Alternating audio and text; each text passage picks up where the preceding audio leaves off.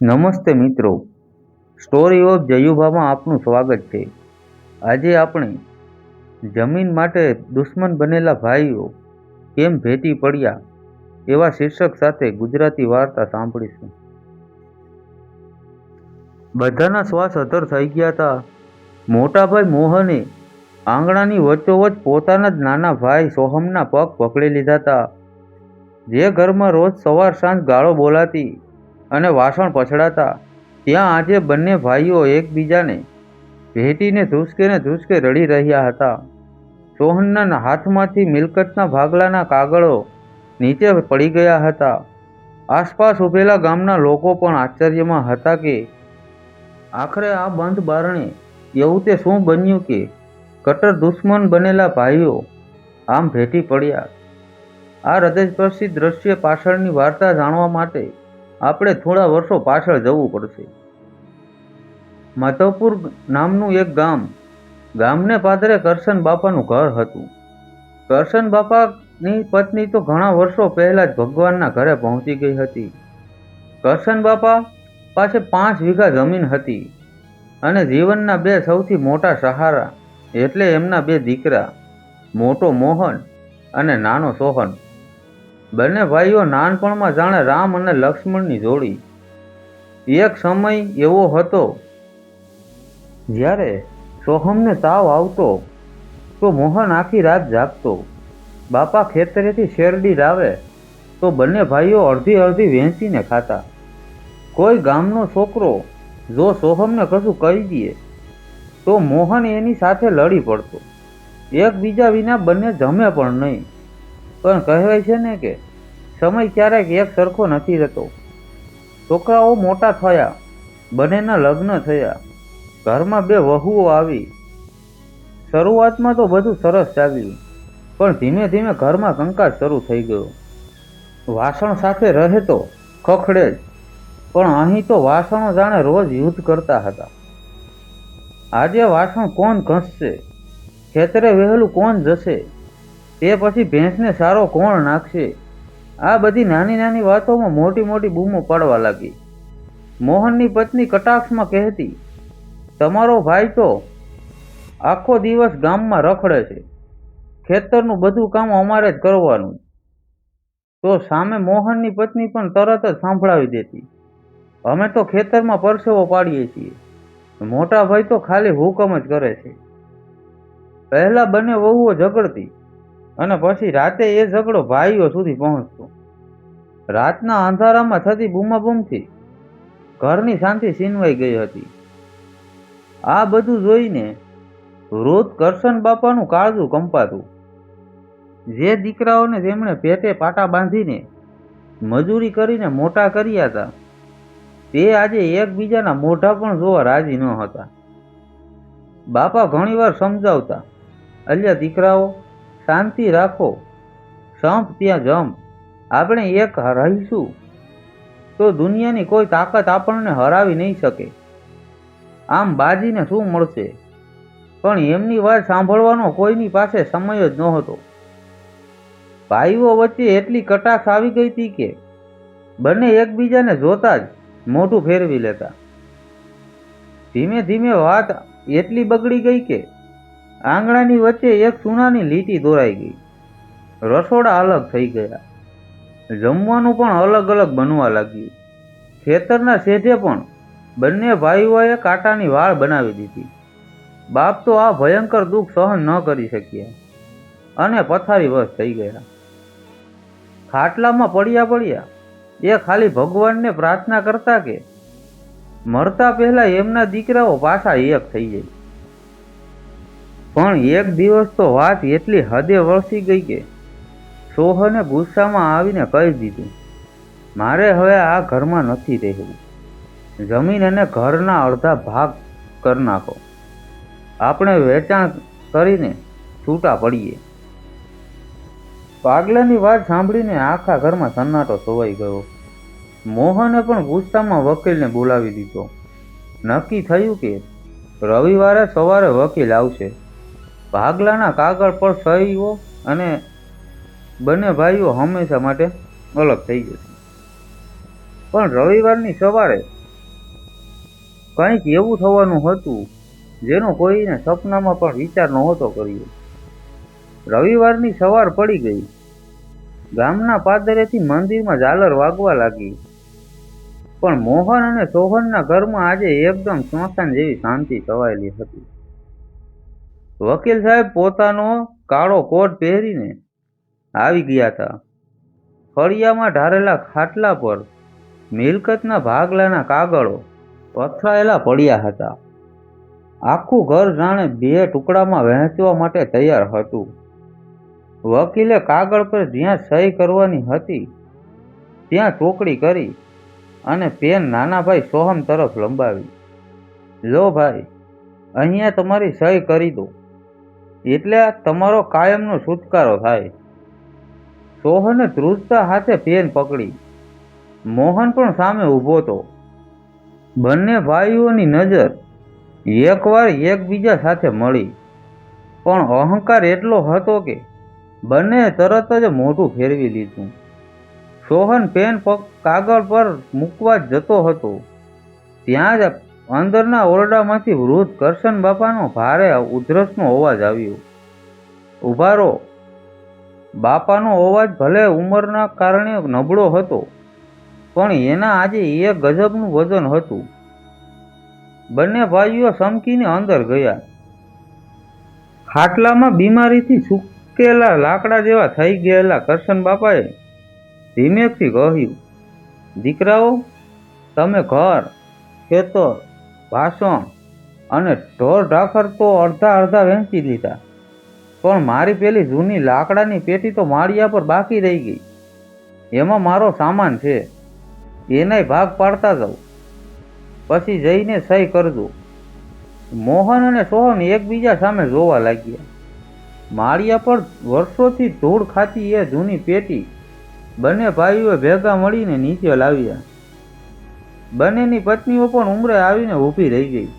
તે ડોસાઈ એવું તે શું છુપાવીને રાખ્યું છે? કદાચ જૂના જમાનાના સોના ચાંદીના દાગીના કે રોકડા રૂપિયા હશે. પેટીનું તાળું તોડવામાં આવ્યું, પણ અંદરનું દ્રશ્ય જોઈને બધા દંગ રહી ગયા. અંદર કોઈ સોનું કે રૂપિયા નહોતા. અંદર તો ખાલી જૂનો અને તૂટેલો સામાન પડ્યો હતો. સૌથી ઉપર એક નાનકડું ફાટેલું પીળા કલરનું શર્ટ હતું. એની બાજુમાં એક લાકડાનું તૂટેલું ટ્રેક્ટર અને એક કાટ ખાઈ ગયેલો નાનો પતરાનો ડબ્બો હતો. સોહને થોડા ગુસ્સાથી કહ્યું, બાપા, આ કચરાના તે કંઈ ભાગ પડતા હશે? અમારી મજાક ઉડાડવા વકીલ સાહેબની સામે આવું કર્યું? બાપાની આંખમાં આંસુ આવી ગયા. એમણે ધ્રુજતા હાથે એ લાકડાનું તૂટેલું ટ્રેક્ટર હાથમાં લીધું અને બોલ્યા, સોહન, તને કદાચ યાદ નહીં હોય, પણ તું જ્યારે 5 વર્ષનો હતો ને, ત્યારે તું આ ટ્રેક્ટર લેવા માટે જીદ કરીને જમ્યા વગર બેઠો હતો. આપણી પાસે એ વખતે બિલકુલ પૈસા નહોતા. ત્યારે તારા આ મોટા ભાઈ મોહને 2 દિવસ સુધી ગામના મુખીના ખેતરમાં તડકામાં વધારાની મજૂરી કરીને તારા માટે આ ટ્રેક્ટર લીધું હતું. એ વખતે પાવડો ચલાવીને મોહનના હાથમાં લોહીવાળા છાલા પડી ગયા હતા, પણ તારા ચહેરાની ખુશી જોઈને એ પોતાનો બધો દુઃખ ભૂલી ગયો હતો. આ સાંભળીને મોહન અને સોહન બંને એકદમ ચોંકી ગયા. સોહમની નજર મોટા ભાઈના હાથ પર ગઈ. મોહને તરત જ પોતાનો હાથ સંતાડી દીધો. વાતાવરણમાં સન્નાટો છવાઈ ગયો. બંને ભાઈઓ પણ નીચું જોઈ ગયા. પછી બાપાએ પેલો કાટ ખાધેલો નાનો ડબ્બો મોહનના હાથમાં આપ્યો અને કહ્યું, મોહન, હવે આ ડબ્બો ખોલ. આમાં તમારી વહેંચણીનો અસલી સામાન છે. મોહને ધીમેકથી ધ્રુજતી આંગળીઓથી ડબ્બાનું ઢાંકણું ખોલ્યું. અંદર જે હતું એ જોઈને મોહનના હાથમાંથી ડબ્બો છૂટી પડ્યો અને જમીન પર પડી ગયો. અંદરથી એવી વસ્તુઓ નીચે વેરાઈ જેણે બંને ભાઈઓના પથ્થર જેવા હૃદયને એક જ પળમાં પાણીની જેમ પીગળી દીધા. જમીન પર પડેલા એ ડબ્બામાંથી કોઈ હીરા મોતી કે સોનાના સિક્કા નહોતા વેરાયા.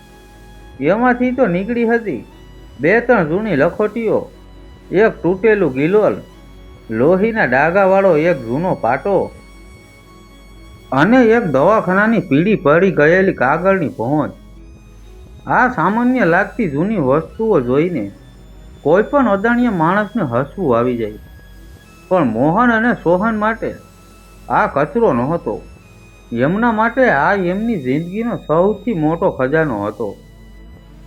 કરશન બાપાએ ભારે અવાજે કહ્યું, મોહન, આ દવાખાનાની પહોંચ તને યાદ છે દીકરા? આજથી 15 વર્ષ પહેલા ચોમાસાની રાતે જ્યારે સોહનને ઝેરી સાપ ડંખ માર્યો હતો. ધોધમાર વરસાદ પડતો હતો અને ગામડામાં કોઈ વાહન નહોતું. ત્યારે તે તારા આ નાના ભાઈને ખંભા પર ઉચકીને કાદવ કીચડવાળા રસ્તે છેક 5 કિલોમીટર સુધી દોડ લગાવી હતી. દવાખાને પહોંચીને તું પોતે બેભાન થઈ ગયો હતો, પણ તે તારા ભાઈનો જીવ બચાવી લીધો હતો. આ એ જ દિવસની પહોંચ છે જે મેં સાચવીને રાખી છે. આ સાંભળતા જ સોહનજી હવે રહેવાયું નહીં. એ જમીન પર બેસી ગયો અને જૂનો લોહીવાળો પાટો હાથમાં લીધો. એણે અચાનક બધું યાદ આવી ગયું. જ્યારે એ નાનો હતો અને ગિલોલથી કાચી કેરીઓ તોડતો હતો, ત્યારે એક મોટો પથ્થર ભૂલથી મોહનના માથા પર વાગી ગયો હતો. મોટા ભાઈને લોહી લુહાણ જોઈને સોહન ગભરાઈ ગયો હતો, પણ મોહનને નાના ભાઈને બાપાના મારની બચાવવા માટે જાતે જ એ પાટો માથે બાંધી લીધો હતો અને ખોટું બોલ્યો હતો કે પોતે ઝાડ પરથી પડી ગયો છે. એ પાટા પર આજે પણ મોટા ભાઈના પ્રેમના સુકાઈ ગયેલા ડાઘ હતા. જે ભાઈએ તારા માટે પોતાનો જીવ દાવ પર લગાવી દીધો, એની સાથે તું આજે જમીનના 2 ટુકડા કરવા બેઠો છે. જેણે પોતાના લોહીથી તને બચાવ્યો, આજે તું એનું જ લોહી પીવા માંગે છે. બાપાના આ શબ્દો સોહનના હૃદયમાં તીરની જેમ ખૂંપી ગયા. મોહન પણ ધ્રુજતા અવાજે બોલ્યો, અને સોહન, તે પણ તો મારી કોલેજની ફી ભરવા માટે તારી સૌથી વહાલી સાયકલ વેચી મારી હતી. આપણે આ શું કરવા જઈ રહ્યા છીએ ભાઈ? બંને ભાઈઓના અહંકારની દિવાલ એક ઝાટકે જમીનદોસ્ત થઈ ગઈ. તેઓ બધું ભૂલીને એકબીજાની સામે આગળ વધ્યા. ગામના લોકોની આંખો પણ ભીની થઈ ગઈ હતી.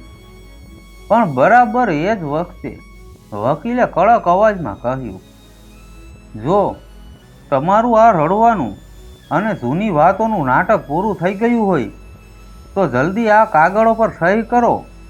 મારી પાસે આખો દિવસ તમારો આ ખેલ જોવાનો સમય નથી. અને હા, જમીનનો પેલો કૂવાવાળો અને રસ્તા પરનો સૌથી સારો ભાગ કોના હિસ્સામાં જશે તે તો નક્કી કરો. એની તો કાગળમાં કોઈ ચોખવટ જ નથી. વકીલની આ વાત સાંભળીને બંને વહુઓના કાન અચાનક સરવા થઈ ગયા. કૂવાવાળી કિંમતી જમીનનું નામ સાંભળતા જ બંનેના ચહેરા પર હાવભાવ બદલાઈ ગયા. કૂવાવાળી જમીન તો અમે જ રાખીશું. મોહનની પત્ની એકદમ આગળ વધીને ત્રાટકી ઉઠી. મોટાભાઈ તરીકે અમારો પહેલો હક બને છે. આ સાંભળતા તરત સોહનની પત્ની પણ હાથ પછાડવા લાગી અને બોલી, ના રે ના, મોટા હોય એટલે બધું સારું સારું લઈ લેવાનું. અમે પણ એ ખેતરમાં તડકામાં કાળી મજૂરી કરી છે. કૂવો અને રસ્તા પરનો કિંમતી ભાગ તો અમારા હિસ્સામાં જ આવશે. જોત જોતામાં બંને વહુઓ વચ્ચે ફરીથી કૂતરા મીંદડા જેવી ભયંકર લડાઈ શરૂ થઈ ગઈ. હમણાં જે વાતાવરણ એકદમ શાંત અને આંસુઓથી ભરેલું હતું, ત્યાં અચાનક ફરીથી લાલચનું ઝેર ફેલાવા લાગ્યું. આસપાસ ઊભેલા ગામના લોકો પણ અંદરો અંદર ગણગણાટ કરવા લાગ્યા. વકીલ સાહેબે પોતાની મૂછો પર હાથ ફેરવતા હોઠ પર એક લૂતું સ્મિત રાખીને આ બધો તમાશો જોઈ રહ્યા હતા. એમને તો બસ બંને ભાઈઓ છૂટા પડે અને પોતાની મોટી ફી મળે એમાં જ રસ હતો. ખાટલામાં બેઠેલા વૃદ્ધ કરશન બાપાએ નિરાશાથી આંખો બંધ કરી લીધી. એમણે લાગ્યું કે જૂની પેટીમાંથી નીકળેલો પ્રેમ આ કૂવાવાળી જમીનની લાલચમાં ફરીથી ડૂબી જશે. હવે આ જમીનનો ટુકડો તેમના દીકરાઓને કાયમ માટે એકબીજાથી દૂર કરી દેશે. બંને વહુઓનો અવાજ ધીમે ધીમે એટલો વધવા લાગ્યો કે જાણે આખું ફળિયું માથે લઈ લીધું. સોહન કંઈક બોલવા જતો હતો ત્યાં જ મોહન એકદમ વીજળીની જેમ આગળ વધ્યો. એના ચહેરા પર ગુસ્સો હતો. એણે કોઈ પણ જાતનો વિચાર કર્યા વગર વકીલના હાથમાંથી ભાગલાના એ સરકારી કાગળિયા એક જ ઝાટકે ઝૂંટવી લીધા. વકીલ પણ સહેજ ગભરાઈને 2 ડગલા પાછળ ખસી ગયો. મોહનની આંખો લાલ ચોળ થઈ ગઈ હતી. ફળિયામાં ઊભેલા બધા જ લોકોને એમ કે હવે મોહન કૂવાવાળી જમીન પોતાના નામે કરવા માટે વકીલ પર ગુસ્સો કરશે અથવા તો નાના ભાઈ સાથે મારામારી પર ઉતરી આવશે. મોહનની પત્ની પણ મનમાં મલકાતી હતી કે આજે તો એનો ધણી એના માટે સૌથી સારી મિલકત લઈને જ રહેશે. મોહને ખાટલા પર પડેલી પેન ઉઠાવી એણે કાગળના એ ખાલી ખાનામાં કંઈક લખવાનું શરૂ કર્યું જ્યાં જમીનની વહેંચણીની વિગતો લખવાની હતી. સોહને ગભરાઈને મોટા ભાઈનો હાથ પકડવા પ્રયત્ન કર્યો અને કહ્યું, મોટા ભાઈ, રહેવા દો, આપણે આ કાગળિયા નથી જોઈતા. પણ મોહન જાણે આજે કંઈક સાંભળવાના મૂળમાં જ ન હતો. એણે તો સડસડાટ પેન ચલાવી દીધી અને કાગળના છેડે પોતાની મોટી સહી કરી દીધી. મોહનની પત્ની ખુશીથી આગળ આવી, પણ મોહને એ કાગળ પોતાની પત્ની કે વકીલને આપવાને બદલે સીધો નાના ભાઈ સોહનના હાથમાં પકડાવી દીધો. સોહને ધ્રુજતા હાથે કાગળ પકડ્યું. જેવી એની નજર કાગળ પર લખેલા શબ્દો પર પડી એની આંખો ફાટી ગઈ. એના પગ નીચેથી જાણે જમીન ખસી ગઈ. એના મોઢામાંથી એક પણ શબ્દ ન નીકળ્યો. વકીલે જલ્દીથી ડોકિયું કરીને કાગળમાં જોયું તો એના પણ હોશ ઉડી ગયા. મોહને કાગળમાં એવું તે શું લખ્યું હતું કે સૌના શ્વાસ થંભી ગયા. સોહનની આંખોમાંથી સોધાર આંસુ વહેવા લાગ્યા. કાગળ પર જે લખ્યું હતું તે વાંચીને એને પોતાની આંખો પર વિશ્વાસ નહોતો આવતો. મોહને એ સરકારી કાગળમાં લખ્યું હતું, આ ઘર, 5 વીઘા જમીન, કૂવો અને બધી જ મિલકત હું રાજી ખુશીથી મારા નાના ભાઈ સોહનના નામે કરું છું અને મને મિલકતમાંથી કોઈ ભાગ નથી જોઈતો. મારે તો માત્ર મારા ભાઈનો પ્રેમ અને મારા બાપાના આશીર્વાદ જ જોઈએ છે. આ વાંચીને સોહન તો ત્યાં જ જમીન પર પછડાઈ પડ્યો. મોહનની પત્ની તો સાવ સ્તંભ થઈ ગઈ. તે તરત જ દોડીને આગળ આવી અને મોટી રાડ પાડીને બોલી, તમને શું થઈ ગયું છે? આ શું ગાંડપણ કરો છો? તમે તો આપણને રસ્તા પર લાવી દેશો. બધું એમને આપી દેશો તો આપણે શું ખાશું?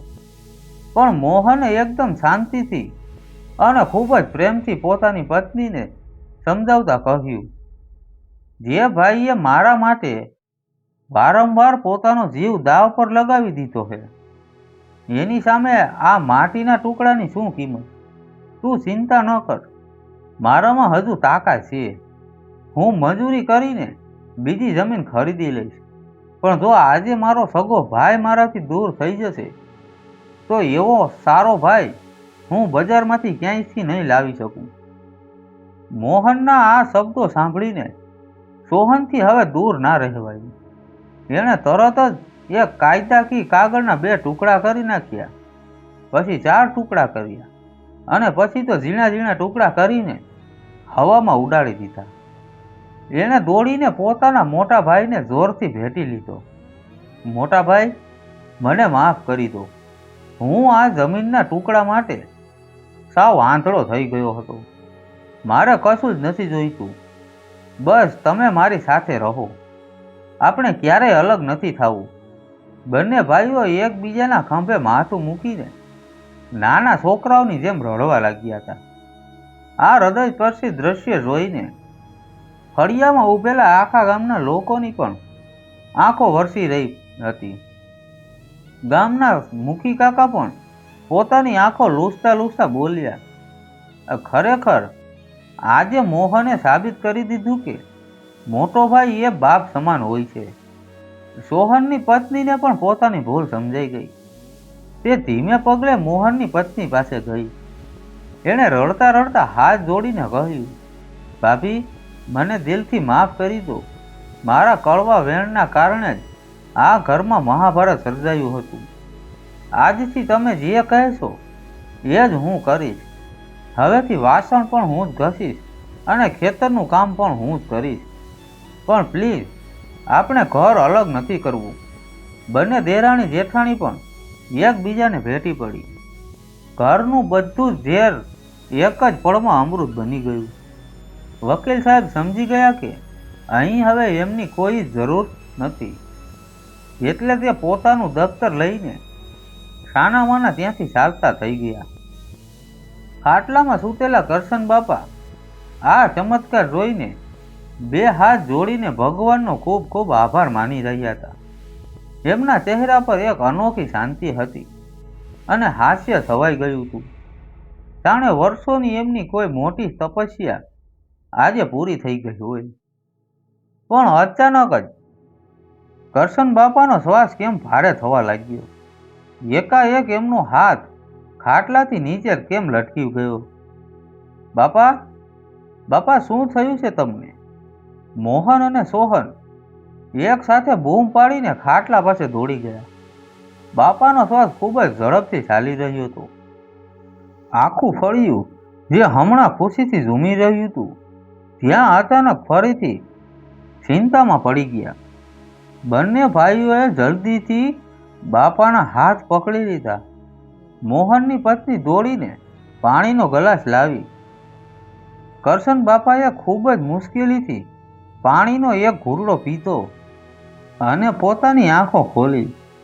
એમના ચહેરા પર આજે કોઈ બીમારીનું કે મોતનું દુઃખ નહોતું, પણ એક અજબની ચમક અને પરમ શાંતિ હતી.